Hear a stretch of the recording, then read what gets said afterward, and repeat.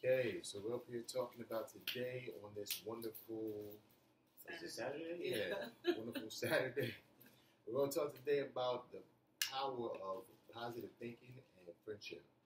And I think it's something that needs to be spoken on. I think a lot of people are lacking these things in their lives, and maybe that's why they don't get to where they need to be at a particular point, because you're maybe lacking one of the two.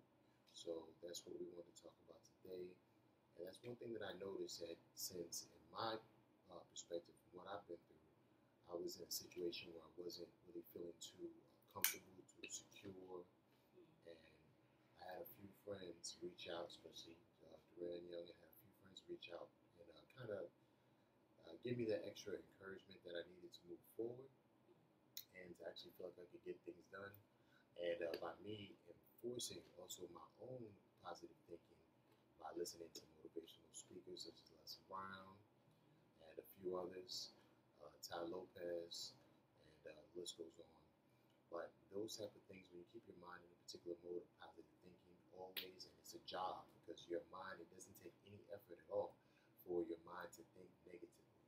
It doesn't take no effort. It's just like something that's going to go on. You have that second conversation in your head. It'll tell you that there's certain things that you can't do that aren't possible. And in order to quiet that, you have to be able to stand guard in your own mind, or as Les Brown likes to say, stand up within yourself and kind of make that declaration that no matter what happens, that you're going to be on point, you're going to be focused, you're going to be dedicated to what you need to do. And friendship is a big part of that, because even when you do that, there's still going to be times where it's going to be really difficult to move forward, and your friends are going to be that extra encouragement to help you push through that barrier and kind of get those type of situations taken care of. So that's what we're going to talk about today, is friendship. Friendship between a man or a woman, a man and another male. Both of those, they're two different dynamics, but both of those are very well needed. Like when I'm talking to my boy Sekou, we might have a different way of relating, maybe telling jokes, maybe talking about things that went on within our life. That's like on masculine energy type of deal. And then when you have a female friend, it's more of a nurturing type of deal. You know, she's going to tell you, hey, you know what, everything's okay. Don't worry about it. This is what you need, because, you know, women are innately wise. You know, that's why 95% call me wisdom. So they will always drop some jewels on you and kind of let you know where you need to be at from a nurturing standpoint, instead of from a masculine standpoint where your boy's going to be like, hey, get up, get your ass up, and, you know, take care of the business. So, Deran, what do you think about that? I was just wanting to add from like the clinical perspective that there's a ton of research that supports that social support is extremely important in success in reaching any goal or changing any type of behavior. So I just wanted to share kind of a personal experience that I had this morning, in one that I've always been kind of, or one program, resource, organization that I've been really fond of is AA, Al-Anon, AA, those type of 12-step programs. It's all about being with other people, learning how to connect to other people that are like you, and also separating yourself as to, you know, where am I, how am I different, where are my specific challenges, how can I get a sponsor to help me with those unique challenges and barriers. So I actually, we're staying at a hostel here in New York City in Manhattan that's specifically for military members and veterans and first-line defenders, so firemen, police officers, people of that nature. I've stayed here several times. I love it here. It's very cost affordable. It's set up to where you have a lot of privacy. Actually, it's not your typical hostel. You do rent by the bed, but it's $60 a night in Manhattan. You can walk, you know, all throughout Manhattan. I just came back from Times Square, where I was visiting with another friend who's paying for a hotel that's not $60 a night, I'm sure. Right. But anyway, this morning I woke up and I noticed that they have a lot of 12-step program meetings here in the building, because it's like a federally funded building, and they lease a lot of space out to nonprofits. So anyway, I just so happened to peek my head into one of the rooms and asked if it was an Al-Anon meeting, because I've been meaning to go to an Al-Anon meeting for a long time. I'm a huge fan of Al-Anon. I think the Black community could stand to benefit a lot from the Al-Anon program, because it's learning how to love addicts. and love the person, hate the illness type of philosophy, and learn how to not enable them and not perpetuate the role of being kind of caught up in the crises and the chaos that can come with having a family member that is an addict. And a lot about codependency, which we all know codependency is very common, I think, in Black community. So anyway, back to the topic. I like to go around circles a lot. So I popped my head in and I asked if the meeting was an Al-Anon meeting. She said, no, it's a compulsive eaters meeting. And it's a group called the Gray Sheeters. And so I said, well, let me go down and eat breakfast and I'll come back. And she said, okay, do that. And I was a little bit afraid once I admitted to her that I was going to go eat breakfast and come back because, of course, for a compulsive eater, the typical breakfast is not a healthy, nutritious breakfast. It's one of indulging. Eating for taste, eating for comfort, not necessarily, eating for nutrition and for vitamins and et cetera to fuel your body. So I went down and had a huge bagel with cream cheese, 2 cups of coffee with 4 packets of sugar each, a little bit of hot cocoa mixed in with my coffee. And, that's my typical, and I told her when I got back, I said, I felt a little afraid to go to breakfast after you mentioned compulsive eating, because I don't know what it's like not to compulsively eat, should I say. I know that a lot of us as therapists, we really struggle with balance, if you will. A lot of us in the Black community, we've been through a lot of traumatic experiences, and we tend to bounce from one extreme to the next. So either we're doing something 100% or we're not doing it at all. And learning how to find a balance, learning how to eat carrots and a protein shake, drink plenty of water throughout the day, and take care of ourselves. And that's another thing that Al-Anon teaches, is that, self-care is the only way you can care for others. And I know that, as therapists, we also kind of struggle with that from time to time because we love helping others. And there's nothing wrong with that. But also making sure you carve out time for yourself. And so hopefully nobody takes this as offensive as I'm chewing on carrots while we're eating. But I have a time frame in which I'm supposed to eat lunch now, and, to get my vitamins and my nutritions in before dinner. So, but just the idea that there are organizations set up for social support. And one guy said, it's really important that we connect to other people, but sometimes our ability to do that is really limited. Right. If you're not growing up in a family that, encourages hugging and loving and talk about your problems, which most of us, we don't do that. That just ain't what we do. I had to learn that. I think that was one of the other reasons why I wanted to go to school for psychology, because I really wanted to learn what it takes to have healthy relationships and healthy boundaries and to bond with other human beings in a meaningful way. And it is important. We're social animals. God created us with this need to bond and for companionship, both male and female, like Rishard said. So I love this topic. Yes, and it's something that I thought about this morning when I got up, and I thought about all the different things and all the challenges that I had in my life earlier that could have been circumvented or changed based on what was going on in my life with the lack of friendship, or I could even say with the lack of real friendship, because one thing that is that is very true to me and that a wise person told me is that you have people that care for you and you have people that love you.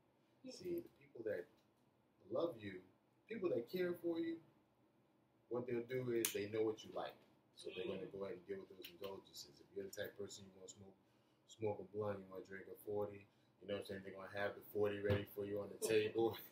They're going to have the blunt ready. They might even have it rolled or whatever the case may be. Whatever your vice is. If you're chocolate, Hennessy, simple, or whatever the case may be. Chocolate, I guess could be. I don't know chocolate. I mean, to me, chocolate and Hennessy, well, that could be on the same level. You might be right. Yeah, you might be right about that. Yeah, because some people, chocolate or chicken or Popeyes, Popeyes. Bread, let me tell you, fast food, Popeyes and Henny is on the same level. I'm telling you, that's for sure. That's 100% correct.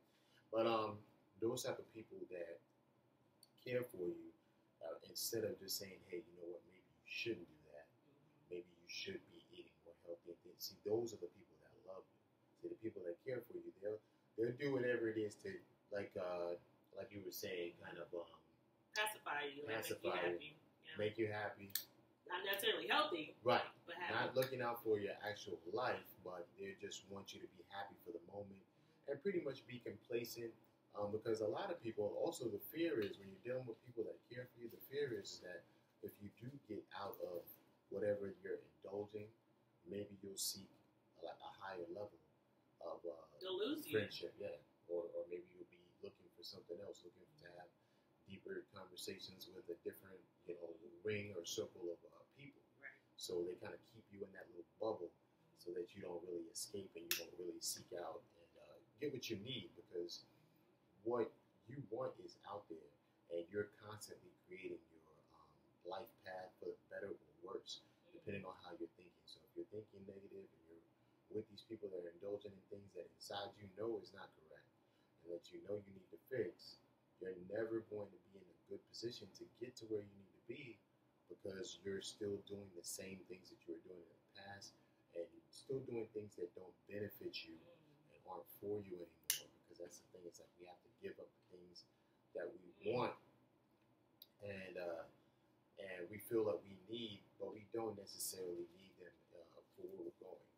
Some things you just got to let go of, things that no longer benefit you or things that no longer are for you in order for you to move on to the next step. You just got to go ahead and let it go. It's tough sometimes because I tell people all the time, it's like, people always say Rome wasn't built in a day, but to me that's kind of contrived, because it's like when nobody's thinking about Rome, it's like 2016, might be 2017, we're not thinking about Rome like that.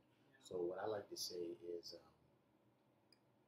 basically, if it took you 15 years to get here or 20 years, depending on how old you are, you're not going to get past that in a year. Right. So it's just the same way that you work to get those bad habits, you're going to have to work to get out of them. And it's like a constant process, and it does not stop, man. The game doesn't stop, you know what I'm saying? The game don't stop, only the players do, So that's pretty much where it comes from, is that we have to always keep that in our mind, that it's a constant struggle, it's a constant battle, a constant fight. Like the old story of the Indians goes, like there's two wolves fighting inside, and who wins? And it's the one that gets fed the most. So we need to figure out what is being fed. The best way to do it is get out of your mind and actually go out and do physical things. Writing things down is very crucial. For sure, Deran always gets on me. She's like, "Yo, you're supposed to be a writer. You need to write every day." And I'm just like, I don't feel like writing every day.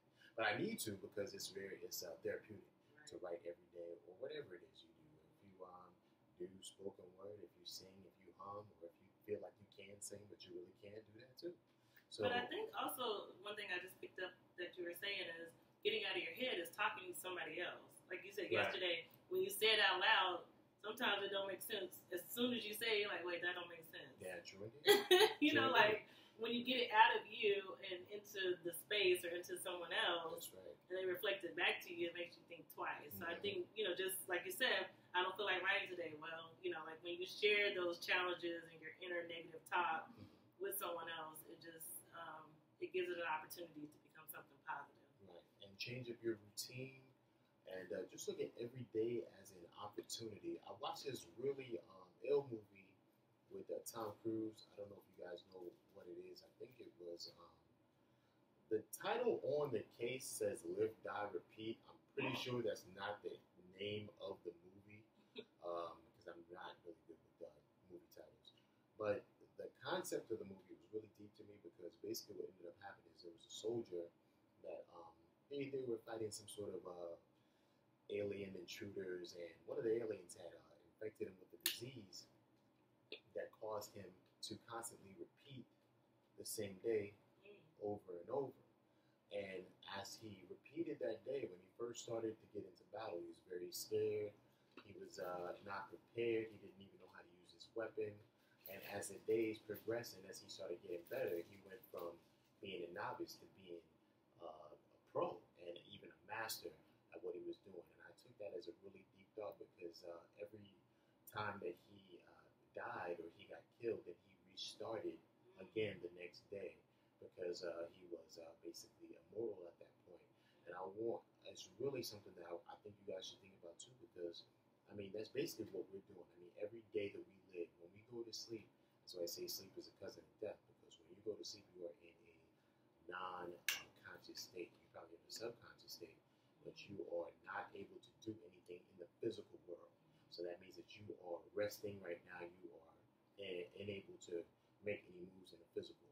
So before you go to sleep, maybe it's going to be one of those things that you want to consciously think about it and do things with intent. You know, be intentful on, okay, I'm going to do this the next day. This is my agenda. We talked about this. We've been talking about this for a couple weeks, but I think it's something that an agenda is something that's really needed. Actually, I got that from Farrakhan. He actually said that a day without an agenda is a wasted day.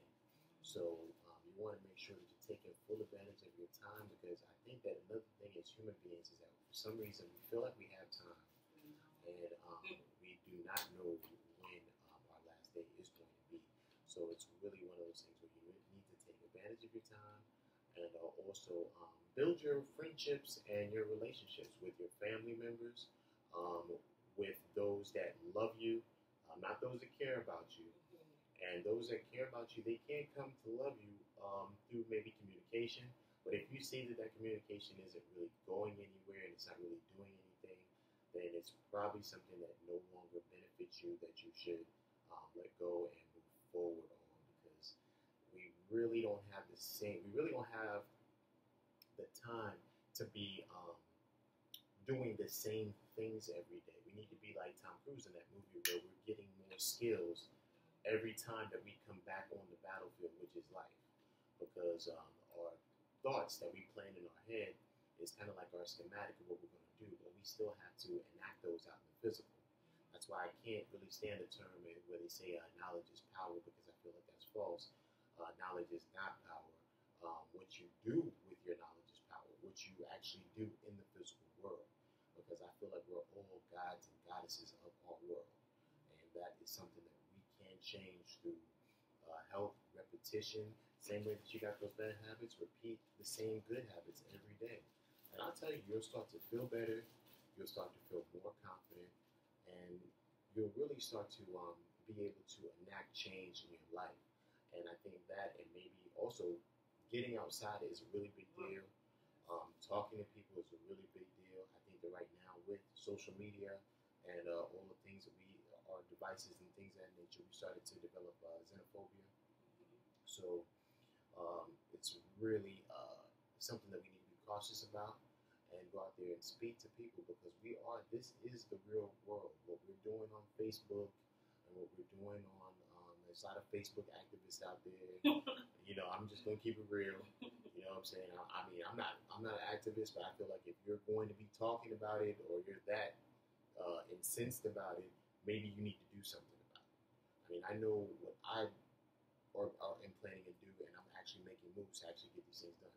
So it's just like, that's something that I think is really something that people need to think about, is that let's get out of these devices sometimes. You might want to just put them down for a day, walk outside, and see how beautiful that life in the world really is. And your friends can help you do that. You know, if you feel, sometimes if you've been in the house for a long time, without light is something that we definitely need in our life. It's a vitamin D, and it's a life source for our body. So we definitely need to be outside. If you have a day job where you work, I remember I used to work overtime from, you guys can't tell me nothing about hard work. I used to work from 8 in the morning till 8 at night. I didn't used to see the sun getting up, going to work, because I had to catch the bus when I was in VA. So I had to catch the bus like 6 in the morning in order to get to work by 8. So I was there from like 8 at night until, or 8 in the morning, until 8 at night. So I never saw the sun, except for if I wanted to go on break or on lunch. But you know that those lunches and breaks are never that long. You got to be back in 15 minutes, but you got to leave at 5 minutes till in order for you to, get your break. So we all know how that goes. But if you work one of those jobs where you don't get to see the light of day during your work schedule, then it's really imperative for you to actually go out and do that on the weekend, and involve your friends and your family in that, in order to give yourself that positive spirit and a positive frame of mind, so that you can actually get things done in the real world, and really start to feel better about yourself and gain that confidence by what you accomplish. I always think about people. Whenever we talk about situations being Duran, I study successful people. So when I think about certain people and how they think is really interesting to me. Like I feel as though a person like Jay-Z has supreme confidence because of the things that he's accomplished, but he doesn't let his losses take away from him. Michael Jordan, they said like he's very vocal about his failures. Right. He said he would fail. Had to do like 100 free throws before he would count how many he would make out of 100. That's right. Nobody starts off doing anything great. You build up. And one of the things that came to my mind was when you were talking was the quote that says, "Your thoughts become your actions become your character." So when you said like building new habits that are positive, it's a process. And I'd like to add that your circle of influence becomes your thoughts. That's right. Like for me, I notice that when I'm around certain people, my attitude might be different. I might be thinking differently. So I actively make, intentional, like you said, intentional agenda or intentional plans to be around positive people who serve me in a positive way, who serve my mentality in a positive way, if you will. And then the other thing I heard you say was that, what was I going to say? Just that, I used to say, I don't have time for this. I don't have time to cook. I don't have time to go to the grocery store. Now I'm honest with myself. I don't make time because we all get the same 24 hours in a day. And what we do with it shows what we prioritize. A lot of us, we prioritize work over our health, over our family. And I decided, you know what? I don't think I want to do that anymore. That's not the kind of life that I intentionally want to live. And if you're not intentional, things just happen, right? So I intentionally said, I don't want to be a slave to a job for the rest of my life. I don't want to be a slave to fast food or unhealthy eating for the rest of my life. I don't want to be a slave to medication or health problems. And I know that things happen. There's some things outside of our control. But I was just thinking this morning, the more control we give up, the more we gain. Oftentimes when we say, okay, I'm powerless over this situation, or this situation seems to be really out of my control and I need help, like I need to get some resources or some people in my life that can help me with this, then we're able to gain more control over that situation. So those are just some of the things that came up in my mind. We're going to wrap up this video, but you'll see me and Rishard. We're going to be doing tons of videos along the way. He's been a really positive influence in my life. We've known each other over, 11 years? I think when I was 19 years old, we met. And there's all these people that I have in my life that I want you guys to meet that are very wise, very positive, and have always had a huge influence on me. So I don't ever try to take all the credit for the character that I've developed today because, like I said, it starts with your circle of influence. Right. Duran's also always been on point, and she's also, made me think about a whole lot of different things as well. Saying kind of like pointing me in the right direction. I don't want to go left. She's like, nah, you might not want to go over there. I don't really see that as being a good look for you. Maybe you want to stay over here. I'm just like, nah, I'm going over there. And I get over there, and it's just like, yeah, you're right. I shouldn't have gone over there. That's why you need friends. That's right. That's why you need friends. Need friends. So that's get right. you some friends today. Get you some friends. Yeah. I don't care while you spend all this time on Facebook, posting up all these memes and things.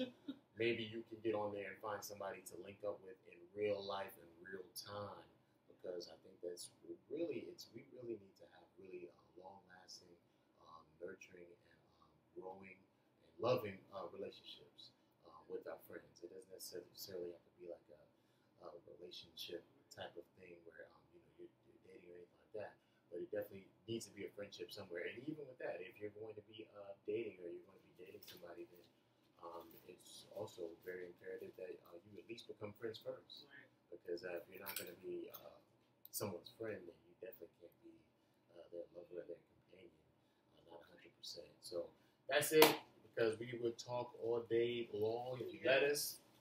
And there's things that we need to do because we in New York City, man. And I already have my first slice of pizza, man. But I'm trying to get out there. Maybe no more pizza for me. Right. Maybe I could run into Diddy. You know what I'm saying? I don't know.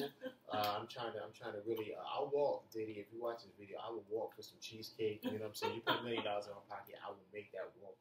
No questions asked. I can't really sing or really rap like that, but I'll find a spot somewhere in the Ciroc Empire. I can hold a bottle or something. Just let me know. But anyway, I love you guys and peace. Peace. Have a happy self-care Saturday. Yes, absolutely.